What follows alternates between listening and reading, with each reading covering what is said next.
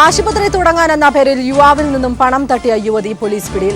പണം തിരികെ ചോദിച്ചപ്പോൾ യുവാവിന്റെ നഗ്ന ഫോട്ടോകൾ പുറത്തുവിടുമെന്ന് ഭീഷണി.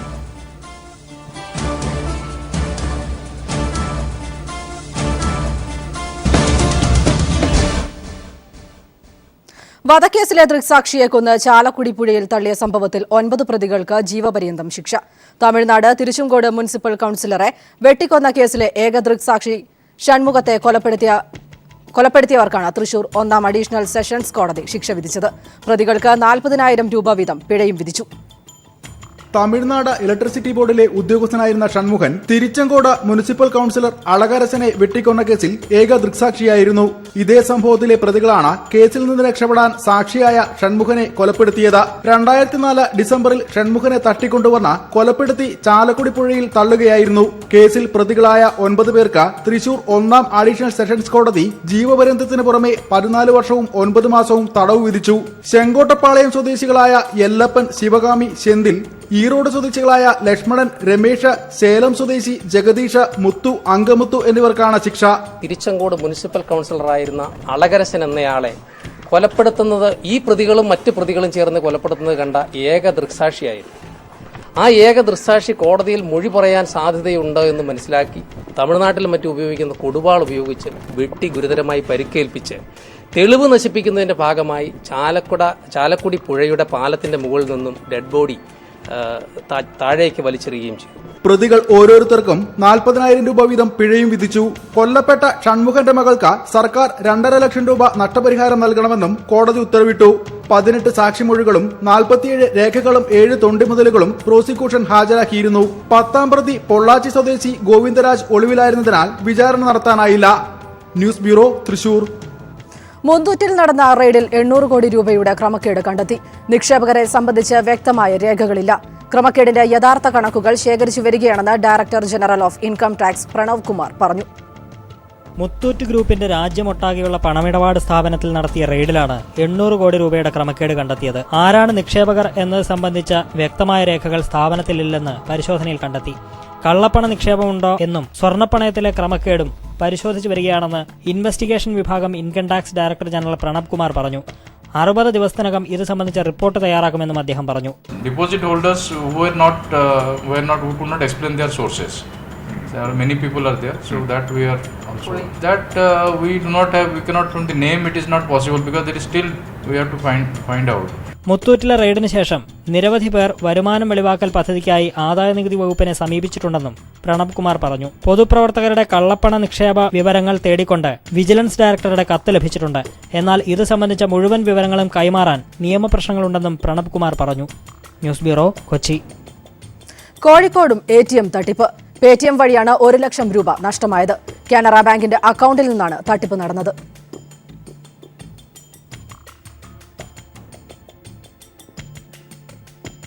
വടകര കോട്ടക്കൽ സ്വദേശി ഷെരീഫിന്റെ അക്കൌണ്ടിൽ നിന്നാണ് 1 ലക്ഷം രൂപ നഷ്ടമായിരിക്കുന്നത്. പേടിഎം വഴി നോയിഡയിൽ നിന്നാണ് പണം പിൻവലിച്ചിരിക്കുന്നത്. കാനറ ബാങ്ക് അക്കൌണ്ടിൽ നിന്നാണ് പണം നഷ്ടപ്പെട്ടിരിക്കുന്നത്. ഈ മാസം 4-നായിരുന്നു സംഭവം. ബാങ്കിൽ അറിയിച്ചപ്പോൾ പണം തിരികെ നൽകാമെന്ന് ഉറപ്പു പറഞ്ഞതിനെ തുടർന്നാണ് ഇവർ പരാതിപ്പെടാതിരുന്നത്. സെപ്റ്റംബർ 4-ാം തീയതി ഞായറാഴ്ച രാവിലെയാണ് പണം നഷ്ടപ്പെട്ടത്.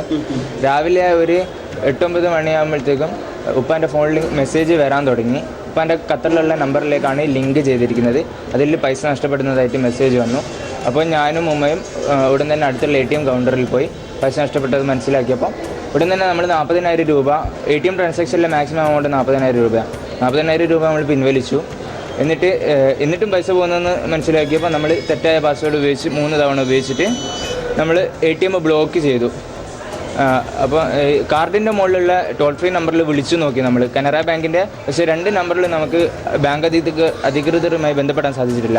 എന്നാൽ അക്കൗണ്ടും പാസ്വേഡും കൃത്യമായി അറിയുന്ന ആളാണ് പണം തട്ടിയതെന്നും പണം നഷ്ടമായത് ഉടമയുടെ അറിവോടെയാണെന്നുമാണ് ബാങ്ക് നിലപാടെന്നാണ് ഇവർ പറയുന്നത്. നിരുത്തരവാദിത്തം കാട്ടി ബാങ്ക് തങ്ങളെ വഞ്ചിച്ചെന്നും ഇവർ പരാതിപ്പെടുന്നു. കാനറ ബാങ്കിന്റെ അക്കൗണ്ടിൽ നിന്ന് കഴിഞ്ഞ ദിവസം തിരുവനന്തപുരത്തും പണം നഷ്ടമായിരുന്നു. വടകര പോലീസിൽ ഇവർ പരാതിയും നൽകിയിട്ടുണ്ട്. News bureau, Kozhikode. കൈരളി ടിവിയുടെ പേരിൽ പണപ്പിരിവ് നടത്തിയ ആളെ പത്തനംതിട്ട SP ഹരിശങ്കറിന്റെ പ്രത്യേക അന്വേഷണ സംഘം അറസ്റ്റ് ചെയ്തു. കൊല്ലം തങ്കശ്ശേരിയിൽ വെച്ചാണ് പത്തനംതിട്ട സ്വദേശി നോബിൾ മാത്യുവിനെ പോലീസ് അറസ്റ്റ് ചെയ്തത്. കൈരളി ടിവിയിൽ വാർത്ത നൽകാമെന്ന് പറഞ്ഞ് പലരിൽ നിന്നായി ഇയാൾ പണം കൈപ്പറ്റിയിരുന്നു. കൈരളി ടിവിയുടെ മാർക്കറ്റിംഗ് എക്സിക്യൂട്ടീവ് ആണെന്ന് പറഞ്ഞ് തെറ്റിദ്ധരിപ്പിച്ച് പണം തട്ടിയ കേസിലാണ് പത്തനംതിട്ട സ്വദേശി നോബിൾ മാത്യുവിനെ പത്തനംതിട്ട SP ഹരിശങ്കർ IPSന്റെ പ്രത്യേക അന്വേഷണ സംഘം കൊല്ലത്ത് വെച്ച് അറസ്റ്റ് ചെയ്തത്. കൊല്ലം തങ്കശ്ശേരിക്ക് സമീപമുള്ള ഹോട്ടലിൽ മാനേജറായി ഒളിവിൽ താമസിക്കവെയാണ് നോബിൾ മാത്യു പിടിയിലായത്.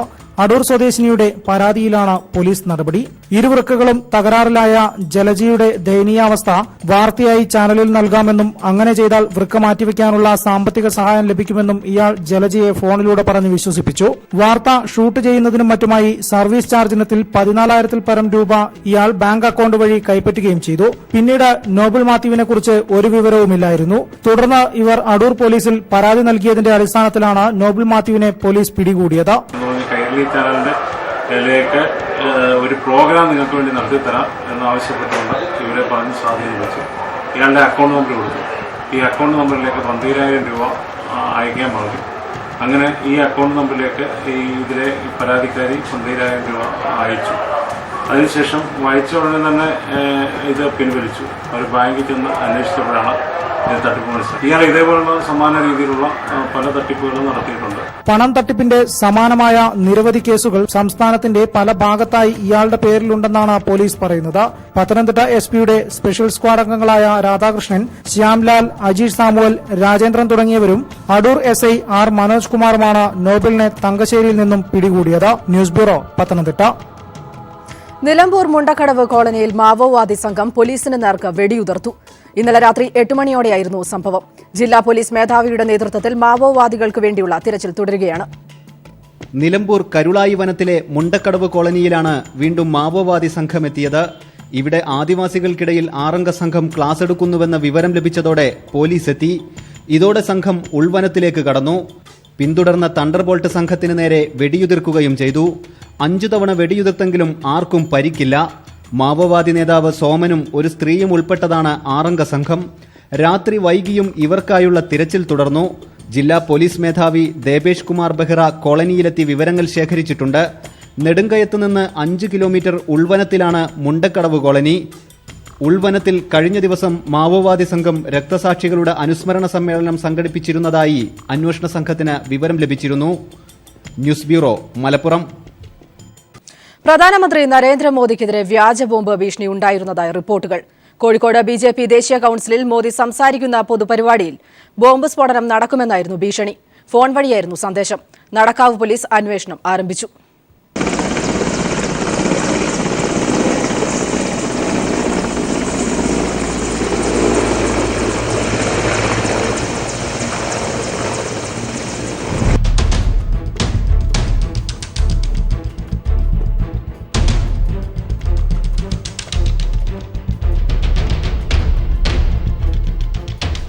പ്രധാനമന്ത്രി നരേന്ദ്രമോദി എത്തിയ 24-ന് രാവിലെ 2:40-നാണ് കോഴിക്കോട് നടക്കാവ് പോലീസ് സ്റ്റേഷനിലേക്ക് ഭീഷണിയുമായി ഫോൺ കോൾ വന്നത്.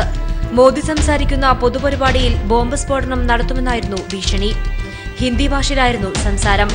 പാകിസ്ഥാനിൽ നിന്നാണ് വിളിക്കുന്നത് എന്നായിരുന്നു ഭീഷണിയിൽ പറഞ്ഞത്. തുടർന്ന് പോലീസ് നടത്തിയ തിരച്ചിലിൽ വ്യാജ സന്ദേശമെന്ന് കണ്ടെത്തുകയായിരുന്നു.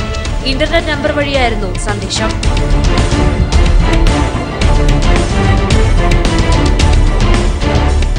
സംഭവത്തിൽ നടക്കാവ് പോലീസ് കേസെടുത്ത് അന്വേഷണം നടത്തുകയാണ്. തമിഴ്നാട്ടിൽ നിന്നാണോ സന്ദേശം വന്നത് എന്ന സംശയത്തെ തുടർന്ന് അന്വേഷണത്തിന് തമിഴ്നാട് പോലീസിന്റെ സഹായവും തേടിയിട്ടുണ്ട്. News bureau, Kozhikode.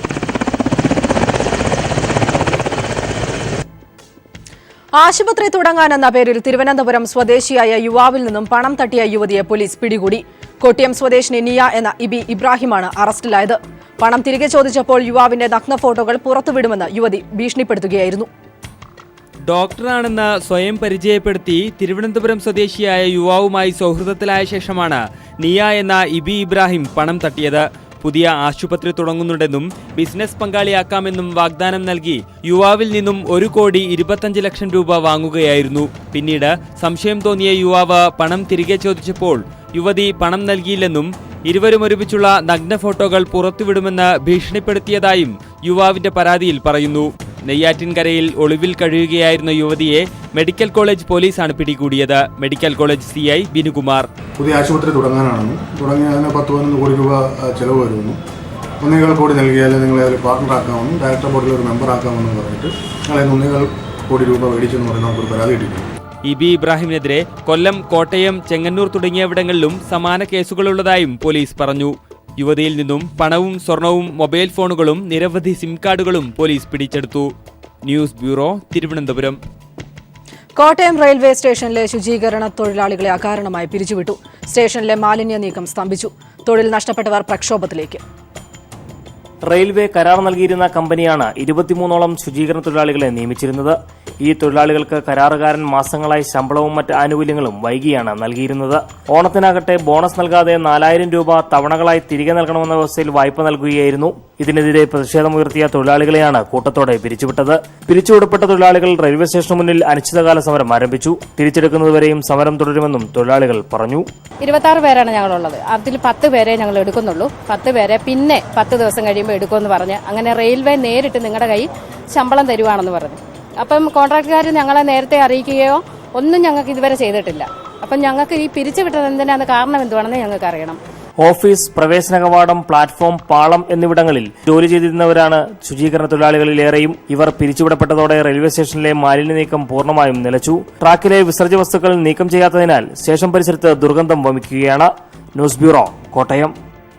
മുൻ മന്ത്രി കെ ബാബുവിന്റെ മക്കളെ വിജിലൻസ് ചോദ്യം ചെയ്യും. മക്കളുടെ വിവാഹ ചെലവിനെക്കുറിച്ച് അന്വേഷിക്കാനും വിജിലൻസ് തീരുമാനിച്ചു. ഇരുവരുടെയും വിവാഹത്തിന് കെ ബാബു 100 പവൻ വീതം സ്വർണം നൽകിയതായും കണ്ടെത്തിയിട്ടുണ്ട്. കെ ബാബുവിന്റെ മക്കളായ ആതിര, ഐശ്വര്യ എന്നിവരെ ചോദ്യം ചെയ്യാനാണ് വിജിലൻസ് തീരുമാനിച്ചിരിക്കുന്നത്. ഇരുവരുടെയും വിവാഹ ചെലവ് സംബന്ധിച്ച് വിജിലൻസ് അന്വേഷിക്കും. ബാബു മന്ത്രിയായിരിക്കെയായിരുന്നു ഇളയ മകളുടെ വിവാഹം. കലൂർ സ്റ്റേഡിയത്തിന് പുറത്തിറക്കിയ കൂറ്റൻ പന്തലിലായിരുന്നു മൂത്ത മകളുടെ വിവാഹം നടന്നത്. ശീതീകരണ സംവിധാനമടക്കം സജ്ജീകരിച്ച് അത്യാഡംബരപൂർവ്വമായിരുന്നു വിവാഹമെന്ന് വിജിലൻസ് അന്വേഷണത്തിൽ വ്യക്തമായിട്ടുണ്ട്. 2 മക്കൾക്കുമായി 200 പവനിൽ കൂടുതൽ സ്വർണം നൽകിയതായും കണ്ടെത്തിയിട്ടുണ്ട്. ഈ സാഹചര്യത്തിലാണ് വിവാഹം ആഡംബരമായി നടത്തിയതിന്റെ ചെലവ് സംബന്ധിച്ച് വിജിലൻസ് അന്വേഷിക്കുന്നത്. കഴിഞ്ഞ ദിവസം ബാബുവിന്റെ ഭാര്യ ഗീത, സഹോദരൻ ജോഷി എന്നിവരെ വിജിലൻസ് ചോദ്യം ചെയ്തിരുന്നു. ബാബുവിനെതിരെ കേസെടുത്ത് ഒരാഴ്ചയ്ക്കകം ബാബുവിന്റെ ഭാര്യ ബാങ്ക് ലോക്കർ തുറന്നതിന്റെ CCTV ദൃശ്യങ്ങൾ വിജിലൻസിന് ലഭിച്ചിരുന്നു. ഇതേക്കുറിച്ച് അറിയാനായിരുന്നു ചോദ്യം ചെയ്യൽ. ബാബുവിന്റെ കുടുംബത്തിന്റെ ധനസ്ഥിതിയും സ്വത്തുവിവരങ്ങൾ സംബന്ധിച്ചുള്ള വിവരങ്ങളാണ് ജോഷിയിൽ നിന്നും തേടിയത്. ബാബുവിന്റെ ബിനാമി എന്നറിയപ്പെടുന്ന ബാബുറാമിന്റെ ഭൂമിയിടപാടുമായി ബന്ധപ്പെട്ട രേഖകളുടെ പരിശോധന അന്തിമഘട്ടത്തിലാണ്. ഇത് പൂർത്തിയായ ശേഷമായിരിക്കും കെ ബാബുവിനെ വിജിലൻസ് ചോദ്യം ചെയ്യുക. News bureau, Kochi. സ്വാശ്രയ കോളേജ് പ്രശ്നത്തിൽ യൂത്ത് കോൺഗ്രസ് പ്രവർത്തകർ സെക്രട്ടേറിയറ്റിന് മുന്നിലേക്ക് നടത്തിയ മാർച്ചിൽ അക്രമം. മാർച്ച് തടഞ്ഞ പോലീസുകാർക്ക് നേരെ യൂത്ത് കോൺഗ്രസ് പ്രവർത്തകർ കല്ലെറിഞ്ഞു. സമരത്തിൽ സെക്രട്ടേറിയറ്റിന് മുന്നിലൂടെയുള്ള ഗതാഗതം മണിക്കൂറുകളോളം തടസ്സപ്പെട്ടു. സ്വാശ്രയ മെഡിക്കൽ ഡെന്റൽ കോളേജ് പ്രവേശന വിഷയം ഉന്നയിച്ചാണ് ഇന്നും യൂത്ത് കോൺഗ്രസ് പ്രവർത്തകർ സെക്രട്ടേറിയറ്റിന് മുന്നിലേക്ക് മാർച്ചും ധർണയും സംഘടിപ്പിച്ചത്. പ്രസ് ക്ലബിന്റെ മുന്നിൽ നിന്ന് ആരംഭിച്ച സെക്രട്ടേറിയറ്റിലെ നോർത്ത് ഗേറ്റിന് മുന്നിലെത്തിയ മാർച്ച് പോലീസ് ബാരിക്കേഡുകൾ തീർത്ത് തടഞ്ഞു. തുടർന്ന് പ്രവർത്തകർ ഗേറ്റിന് മുന്നിൽ കുത്തിയിരിപ്പ് സമരം നടത്തി. ഈ സമയത്ത് ഇതിലുണ്ടായിരുന്ന പ്രവർത്തകർ ഗ്രൂപ്പ് തിരിഞ്ഞ് ഓരോ മേഖലകൾ കേന്ദ്രീകരിച്ച് അക്രമം അഴിച്ചുവിടുകയായിരുന്നു. യൂത്ത് കോൺഗ്രസ് പ്രവർത്തകർ പോലീസിന് നേരെ കല്ലെറിഞ്ഞു. യൂത്ത് കോൺഗ്രസിന്റെ സമരപന്തലിലുണ്ടായിരുന്ന കസേരകളും പോലീസിന് നേരെ വലിച്ചെറിഞ്ഞ പ്രവർത്തകർ അക്രമം നടത്താൻ ഇരുമ്പ് വടികളും കരുതിയിരുന്നു. പ്രവർത്തകരെ പിരിച്ചുവിടാൻ പോലീസ് ടിയർ ഗ്യാസ് പ്രയോഗിച്ചു. ഇതിലും പിൻവാങ്ങാത്ത പ്രവർത്തകർ പോലീസിനോട് നേർക്കുനേർ നിന്ന് പോരാടി. യൂത്ത് കോൺഗ്രസ് കല്ലെറിൽ നിരവധി പോലീസുകാർക്ക് പരിക്കേറ്റിട്ടുണ്ട്. ടിയർ ഗ്യാസ് ശ്വസിച്ച അബോധാവസ്ഥയിലായ ചില യൂത്ത് കോൺഗ്രസ് പ്രവർത്തകരെ ആശുപത്രിയിൽ പ്രവേശിപ്പിച്ചു. യൂത്ത് കോൺഗ്രസുകാരുടെ കല്ലേറിൽ അമൃത ടിവിയിലെ ക്യാമറയും റിപ്പോർട്ടർ ടിവിയിലെ മൈക്കും തകർന്നിട്ടുണ്ട്. മണിക്കൂറുകളോളം യൂത്ത് കോൺഗ്രസ് പ്രവർത്തകർ ഗതാഗതവും തടസ്സപ്പെടുത്തി. പിന്നീട് KPCC പ്രസിഡന്റ് VM സുധീരൻ സ്ഥലത്തെത്തി പ്രവർത്തകർക്കൊപ്പം റോഡിൽ കുത്തിയിരുന്ന റോഡ് ഉപരോധിച്ചു. ഒടുവിൽ പ്രതിപക്ഷ നേതാവ് രമേശ് ചെന്നിത്തലയും കോൺഗ്രസ് MLA-മാരും സ്ഥലത്തെത്തി സമരക്കാരോട് സംസാരിച്ചതിനെ തുടർന്ന് പ്രവർത്തകർ അക്രമം അവസാനിപ്പിച്ച് മടങ്ങുകയായിരുന്നു. ഇതിനിടെ നിരാഹാര സമരം നടത്തിയിരുന്ന യൂത്ത് കോൺഗ്രസ് പ്രസിഡന്റ് ഡീൻ കുര്യാക്കോസിനെയും വൈസ് പ്രസിഡന്റ് CR മഹേഷിനെയും പോലീസ് അറസ്റ്റ് ചെയ്ത് ആശുപത്രിയിലേക്ക് മാറ്റി. News bureau, Thiruvananthapuram. സോളാർ കേസിൽ കുറ്റപത്രം സമർപ്പിച്ചതിൽ സാങ്കേതിക പിഴവുകൾ. അന്വേഷണ ഉദ്യോഗസ്ഥനായ ADGP ഹേമചന്ദ്രന് പകരം DYSP-മാർ കുറ്റപത്രം സമർപ്പിച്ചത് ചട്ടവിരുദ്ധമാണെന്ന് നിയമരംഗത്തുള്ളവർ ചൂണ്ടിക്കാട്ടുന്നു. പ്രത്യേക അന്വേഷണ സംഘം ബോധപൂർവം വീഴ്ച വരുത്തിയതാണെന്നും ഇതിനകം ആരോപണം ഉയർന്നിട്ടുണ്ട്. 2013 ജൂൺ 14-നാണ് സോളാർ കേസ് അന്വേഷണത്തിന് പ്രത്യേക സംഘത്തെ നിയോഗിച്ച് അന്നത്തെ DGP ഉത്തരവിറക്കിയത്. ADGP ഹേമചന്ദ്രനായിരുന്നു അന്വേഷണ ചുമതല. ഇതേ തുടർന്ന് 6 DYSP-മാർക്ക് അന്വേഷണ ചുമതല വിഭജിച്ച് നൽകിക്കൊണ്ട് ഹേമചന്ദ്രൻ മറ്റൊരു ഉത്തരവിറക്കി. താൻ മേൽനോട്ടം വഹിക്കുമെന്നും ഉത്തരവിൽ സൂചിപ്പിച്ചിരുന്നു. പിന്നീട് ശാലു മേനോനെ അറസ്റ്റ് ചെയ്യുകയും ഷാലുവിന്റെ ജാമ്യാപേക്ഷ ഹൈക്കോടതി പരിഗണിക്കവേ ആരാണ് അന്വേഷണ ഉദ്യോഗസ്ഥനെന്ന് കോടതി ചോദിക്കുകയും ചെയ്തു. ADGP ഹേമചന്ദ്രനാണ് അന്വേഷണ ഉദ്യോഗസ്ഥനെന്ന് സർക്കാർ അഭിഭാഷകൻ മറുപടിയും നൽകിയിരുന്നു. എന്നാൽ അന്വേഷണം പൂർത്തിയാക്കി കുറ്റപത്രം സമർപ്പിച്ചത് DYSPമാരാണ്. കേസന്വേഷണം അട്ടിമറിക്കുകയാണ് പ്രത്യേക അന്വേഷണ സംഘം ചെയ്തതെന്ന് all India lawyers union secretary advocate B. Rajendran പറഞ്ഞു. പത്തനംതിട്ട കോടതിയിലെ ശിക്ഷിക്കപ്പെട്ട കേസിലടക്കം ഈ കുറ്റപത്രം ഹാജരാക്കിയ DYSPയുടെ മുകളിൽ ADGP അടക്കമുള്ള സംഘമാണ് അന്വേഷിച്ചതെന്നും ആ കുറ്റപത്രം തയ്യാറാക്കിയത് സ്വതന്ത്രമായിട്ടായിരുന്നില്ല എന്നും വെളിവാക്കപ്പെട്ടാൽ പ്രതികളെല്ലാം രക്ഷപ്പെടും. അത്തരത്തിലുള്ള ഒരു സാഹചര്യമാണ് ഇതിനകത്ത് ഒരുക്കിയിരിക്കുന്നത്. രജിസ്റ്റർ ചെയ്ത 33 കേസുകളിലും ചട്ടവിരുദ്ധമായി DYSPമാരാണ് കുറ്റപത്രം സമർപ്പിച്ചത്. ഇത് വിചാരണ വേളയിൽ കേസിനെ പ്രതികൂലമായി ബാധിക്കുമെന്നും നിയമരംഗത്തുള്ളവർ ചൂണ്ടിക്കാട്ടുന്നു. News bureau, Kochi. വയനാട്ടിലെ ആദിവാസി കുടുംബങ്ങളുടെയും ഭവനരഹിതരുടെയും കണക്കുകൾ ജില്ലാ പട്ടികജാതി വികസന ഓഫീസിൽ ലഭ്യമല്ലെന്ന് വിവരാവകാശ മറുപടി. ഇവർക്കായി ചെലവഴിച്ച കോടികളുടെ കൃത്യമായ കണക്കുകൾ മാത്രമാണ് ഇവിടെ നിന്നും ലഭിച്ചത്. എന്നാൽ പട്ടികവർഗ വികസന ഓഫീസിൽ നിന്നും ഈ മറുപടി പോലും ലഭിച്ചില്ല. വയനാട്ടിലെ ആദിവാസി വിഭാഗങ്ങൾക്കായി കഴിഞ്ഞ 10 വർഷം ചെലവഴിച്ച തുകയും ഭവനരഹിതരുടെ എണ്ണവും ആവശ്യപ്പെട്ട് ബത്തേരി സ്വദേശിയായ TK കുഞ്ഞുമുഹമ്മദ് നൽകിയ വിവരാവകാശ അപേക്ഷയിലാണ് ഈ വിധമുള്ള മറുപടി ലഭിച്ചത്. പട്ടികജാതി പട്ടികവർഗ വകുപ്പുകൾക്കായി സമർപ്പിച്ച അപേക്ഷയിൽ പട്ടികവർഗ വകുപ്പ് ജില്ലാ ഓഫീസിൽ നിന്ന് മാസങ്ങളായിട്ടും മറുപടി ലഭിച്ചിട്ടുമില്ല. ഇതു സംബന്ധിച്ചുള്ള കണക്കുകൾ കൈവശമില്ലെങ്കിലും പട്ടികജാതി വിഭാഗങ്ങൾക്കായി ഭവന നിർമ്മാണത്തിന് 14.70 കോടി രൂപയും സ്ഥലം വാങ്ങുന്നതിന് 6.65 കോടി രൂപയും മറ്റിനങ്ങളിൽ 4 കോടി രൂപയോളം ചെലവഴിച്ചതായും കൃത്യമായ കണക്കുണ്ട്. പട്ടികവർഗ വകുപ്പ് ജില്ലാ ഓഫീസിൽ അപേക്ഷ എത്തിയിട്ട് 2 മാസം കഴിഞ്ഞു. ഇവർക്കായി ചെലവിട്ട കോടികൾ മേൽപ്പറഞ്ഞതിലും കൂടും. കോടികളുടെ കണക്കും വികസനവും തമ്മിലുള്ള പൊരുത്തക്കേടുകൾ വ്യക്തമാവുന്നത് പേടിച്ചാണ് കഴിഞ്ഞകാല കണക്കുകൾ അധികൃതർ മൂടിവെക്കുന്നതെന്നാണ് അപേക്ഷകന്റെ ആക്ഷേപം. News bureau, Wayanad. പൊതുമേഖലാ സ്ഥാപനമായിരുന്ന കാസർഗോഡ് ആസ്ട്രൽ വാച്ചസ് ഫാക്ടറി സാമൂഹ്യ വിരുദ്ധരുടെ താവളമാകുന്നു. പ്രതിസന്ധികളെ തുടർന്ന് 1.5 പതിറ്റാണ്ട് മുൻപാണ് ഈ സ്ഥാപനം അടച്ചുപൂട്ടിയത്. വൈവിധ്യവൽക്കരണത്തിലൂടെ ഫാക്ടറി പ്രവർത്തന സജ്ജമാക്കണമെന്ന ആവശ്യം ശക്തമാവുകയാണ്. 1980-ൽ LDF സർക്കാരിന്റെ കാലത്താണ് വ്യവസായ വകുപ്പിന് കീഴിൽ പൊതുമേഖലാ സംരംഭം എന്ന നിലയിൽ കാസർഗോഡ് അസ്ട്രാൾ വാച്ചസ് പ്രവർത്തനം ആരംഭിച്ചത്. കേന്ദ്ര പൊതുമേഖലാ സംരംഭമായിരുന്ന HMD വാച്ചസിന്റെ സ്പെയർ പാർട്സുകൾ കൂട്ടിയോജിപ്പിച്ച് കൈമാറുകയാണ് ഇവിടെ ചെയ്തു വന്നിരുന്നത്. HMD നേരിട്ട പ്രതിസന്ധിയോടെ അസ്ട്രാൾ വാച്ചസ് നിശ്ചലമായി. 200ഓളം സ്ത്രീ തൊഴിലാളികളും ഇതോടെ തൊഴിൽ രഹിതരായി. 1.5 പതിറ്റാണ്ടായി അസ്ട്രാൾ വാച്ചസ് അടഞ്ഞുകിടക്കുന്നു. ഇവിടെ എന്തെങ്കിലും ഒരു വ്യവസായ സംരംഭം തുടങ്ങണമെന്ന ആവശ്യം ശക്തമാവുകയാണ്. CITU Kasaragod area secretary K. Bhaskaran. വ്യവസായ വകുപ്പിന്റെ കയ്യിലുള്ള ഒരു കോടാനുകോടി രൂപ വരുന്ന ആസ്തിയാണ് കൈവശമുള്ളത്. അത് പ്രയോജനപ്പെടുത്തി വീണ്ടും ഇന്നത്തെ ഒരു പ്രത്യേക സാഹചര്യത്തിൽ എന്തെങ്കിലും സംരംഭം ആരംഭിച്ചാൽ വളരെയധികം ഗുണപ്രദമായിരിക്കും ഈ പ്രദേശത്ത്. ഒരു വാച്ച്മാൻ മാത്രമാണ് ഇപ്പോൾ ഈ സ്ഥാപനത്തിന്റെ ഏക ജീവനക്കാരൻ. മദ്യപാനികൾ ഉൾപ്പെടെയുള്ള സാമൂഹ്യ വിരുദ്ധരുടെ അഴിഞ്ഞാട്ടമാണ് ഇപ്പോൾ ഇവിടെ നടക്കുന്നത്. കെട്ടിടങ്ങളും തകർച്ചയിലെത്തി നിൽക്കുന്നു.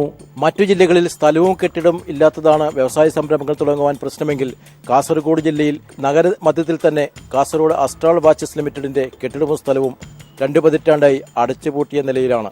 ക്യാമറാമാൻ ഷൈജു ബിലാത്രയ്ക്കൊപ്പം സണ്ണി ജോസഫ്. ആറന്മുള വിമാനത്താവള പദ്ധതി പ്രദേശത്തെ മണ്ണ് നീക്കം ചെയ്ത് തോടും നീർച്ചാലും പൂർവ്വസ്ഥിതിയിലാക്കുന്നതിൽ ജില്ലാ ഭരണകൂടത്തിന്റെ നിസ്സംഗത തുടരുന്നു. തോടും നീർച്ചാലും പൂർവ്വസ്ഥിതിയായാലേ ആറന്മുളയിലെ കൃഷി നല്ല രീതിയിൽ മുന്നോട്ടു പോകൂ. മണ്ണ് നീക്കം ചെയ്യാൻ ഹൈക്കോടതി ജില്ലാ ഭരണകൂടത്തിന് അനുവദിച്ച സമയം നേരത്തെ തന്നെ പൂർത്തിയായിരുന്നു. സംസ്ഥാന സർക്കാരിന്റെ പ്രധാന നയങ്ങളിലൊന്നാണ് ആറന്മുളയിൽ കൃഷി ഇറക്കുക എന്നത്. കഴിഞ്ഞ ദിവസമാണ് കൃഷിമന്ത്രി അതിന് തുടക്കമിട്ടതും. ആദ്യഘട്ടത്തിൽ 56 ഹെക്ടർ ഭൂമിയിലാണ് കർഷകരുടെ സഹകരണത്തോടെ പദ്ധതിക്ക് തുടക്കമിട്ടത്. എന്നാൽ കൃഷി നല്ല രീതിയിൽ നടപ്പിലാവണമെങ്കിൽ വിമാനത്താവള പദ്ധതി പ്രദേശത്തിനായി നികത്തിയ തോടും നീർച്ചാലുമെല്ലാം പഴയ രീതിയിൽ സ്ഥാപിക്കണം. വിമാനത്താവള പദ്ധതിക്കായി നികത്തിയ തോടും നീർച്ചാലും പൂർവ്വസ്ഥിതിയിലാക്കണമെന്ന് 2014 ഹൈക്കോടതി ഉത്തരവിട്ടതാണ്. എന്നാൽ ജില്ലാ ഭരണകൂടം ഇതുവരെ അത് നടപ്പിലാക്കിയിട്ടില്ല. ഇവിടെ കൃഷി ആരംഭിച്ചു കഴിഞ്ഞാൽ അതിന് ജലം ആവശ്യമാണ്. ഇറിഗേഷൻ സൗകര്യങ്ങൾ പഴയത് മുഴുവൻ ഇപ്പം മണ്ണ് മൂടിക്കിടക്കുകയാണ്. ഇവിടെ ഇറിഗേഷൻ തോടുണ്ടായിരുന്നു, അതുപോലെ തന്നെ കോഴിത്തോടുണ്ടായിരുന്നു. ഇതെല്ലാം മണ്ണ് മൂടിക്കിടക്കുന്ന അവസ്ഥയാണ്. അപ്പം അതെല്ലാം പുനഃസ്ഥാപിക്കാനും അടിയന്തര ശ്രദ്ധ അക്കാര്യത്തിൽ ഗവൺമെന്റിന്റെ ഉണ്ടായില്ലെങ്കിൽ കൃഷി ബുദ്ധിമുട്ടാവും. കൃഷിമന്ത്രി തന്നെ ഇത് നടപ്പിലാക്കണമെന്ന് ജില്ലാ കളക്ടർക്ക് നേരിട്ട് നിർദ്ദേശവും നൽകിയിരുന്നു. ഇതും നടപ്പിലായില്ല. ഹൈക്കോടതി നൽകിയ സമയപരിധിയും ഇതിനോടകം അവസാനിച്ചു. വിമാനത്താവള പദ്ധതി പ്രദേശം മിച്ചഭൂമിയായി പ്രഖ്യാപിക്കാനുള്ള നടപടി എന്തായി എന്ന് ജില്ലാ ഭരണകൂടത്തോട് ചോദിച്ചാൽ അവർക്കും യാതൊരു വിവരവുമില്ല. ഇനി ആറന്മുളയിലെ കൃഷി നല്ല രീതിയിൽ നടപ്പിലാകണമെങ്കിൽ നിസ്സംഗത വെടിഞ്ഞ് ജില്ലാ ഭരണകൂടം പ്രവർത്തിച്ചേ മതിയാകൂ. News bureau, Pathanamthitta. യുഎന്നിലെ ഇന്ത്യയുടെ പ്രസ്താവനകൾ തള്ളി പാകിസ്ഥാൻ. ഉറി ഭീകരാക്രമണത്തിന് പിന്നിൽ ഇന്ത്യ തന്നെയെന്ന് പാകിസ്ഥാൻ ഐക്യരാഷ്ട്രസഭയിൽ. കാശ്മീർ ഇന്ത്യയുടേതല്ലെന്നും കാശ്മീരിന്റെ ഭാവി തീരുമാനിക്കേണ്ടത് യുഎൻ എന്നും പാക് പ്രതിനിധി യുഎന്നിൽ വ്യക്തമാക്കി. ഇതിന് പിന്നാലെ പാകിസ്ഥാനുമായുള്ള വാണിജ്യ കരാറുകൾ റദ്ദാക്കാൻ ഇന്ത്യ തീരുമാനിച്ചു. പാകിസ്ഥാനുമായുള്ള അതിസൌഹൃദ പരിഗണന തിരുത്തും. വാണിജ്യ വിദേശകാര്യ ഉദ്യോഗസ്ഥരെ ഉന്നതതല ചർച്ചയ്ക്ക് പ്രധാനമന്ത്രി വിളിപ്പിച്ചു. അതേസമയം പാകിസ്ഥാനെ പിന്തുണയ്ക്കുന്നില്ലെന്ന് ചൈന വ്യക്തമാക്കി. ഇതോടുകൂടി ഇന്നത്തെ ക്രൈംബ്രാഞ്ച് പൂർണ്ണമാകുന്നു. നമസ്കാരം. ഭീകരാക്രമണം തന്നെ ഇന്ത്യയുടെ ഗൂഢാലോചനയാണെന്ന് ആരോപിച്ചാണ് പാകിസ്ഥാൻ ഐക്യരാഷ്ട്രസഭയിൽ ഇന്ത്യക്കെതിരെയുള്ള പ്രത്യാക്രമണത്തിന് മൂർച്ച കൂട്ടിയത്. കാശ്മീർ ഇന്ത്യയുടേതാണെന്ന വിദേശകാര്യമന്ത്രിയുടെ പ്രസ്താവന തള്ളിയ പാക് പ്രതിനിധി കാശ്മീരിന്റെ ഭാവി തീരുമാനിക്കേണ്ടത് ഐക്യരാഷ്ട്രസഭയാണെന്നും വ്യക്തമാക്കി. കാശ്മീരിൽ ഇന്ത്യ മനുഷ്യാവകാശ ലംഘനമാണ് നടത്തുന്നതെന്നും പാകിസ്ഥാൻ ആരോപിച്ചു. സമാധാനത്തിന് ഇന്ത്യയുമായി പാകിസ്ഥാൻ ചർച്ചയ്ക്ക് തയ്യാറാണെന്നും പാക് പ്രതിനിധി യുഎന്നിൽ അറിയിച്ചു. എന്നാൽ ഭീകരർ ഉപയോഗിച്ച ആയുധങ്ങളിലും ഉപകരണങ്ങളിലും പാക് മുദ്ര ഉണ്ടായിരുന്ന കാര്യം യുഎന്നിൽ ഇന്ത്യയുടെ സെക്രട്ടറി ഊനം ഹംബീർ ചൂണ്ടിക്കാട്ടി. നേരത്തെ ജനീവയിലെ യുഎൻ മനുഷ്യാവകാശ സമിതിയിലും പാകിസ്ഥാൻ കാശ്മീർ സംഘർഷം ഉയർത്തിയിരുന്നു. യോഗം ചേരാനും മതസ്വാതന്ത്ര്യത്തിനും കാശ്മീരിൽ അവസരമില്ലെന്ന് പാകിസ്ഥാൻ ആരോപിച്ചു. ഉറി ഭീകരാക്രമണത്തിന് പിന്നാലെ യുഎന്നിൽ നടത്തിയ പ്രസംഗത്തിലും പാക് പ്രധാനമന്ത്രിയും ഇതേ നിലപാടാണ് ആവർത്തിച്ചിരുന്നത്. ഇതിനെ തുടർന്ന് പാകിസ്ഥാനുമായുള്ള അതിസൗഹൃദ കരാറിൽ മാറ്റം വരുത്താനും കേന്ദ്ര സർക്കാർ തീരുമാനിച്ചു.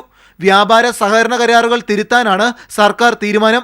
ഇക്കാര്യം ചർച്ച ചെയ്യാൻ വാണിജ്യ വിദേശകാര്യ ഉദ്യോഗസ്ഥരെ പ്രധാനമന്ത്രി വ്യാഴാഴ്ച അടിയന്തരമായി ചർച്ചയ്ക്ക് വിളിപ്പിച്ചു. യുഎന്നിലെ പ്രസ്താവനകൾക്ക് പിന്നാലെ പാകിസ്ഥാന് നേരെ കടുത്ത നടപടിയിലേക്ക് ഇന്ത്യ നീങ്ങുകയാണ്. News bureau, Delhi.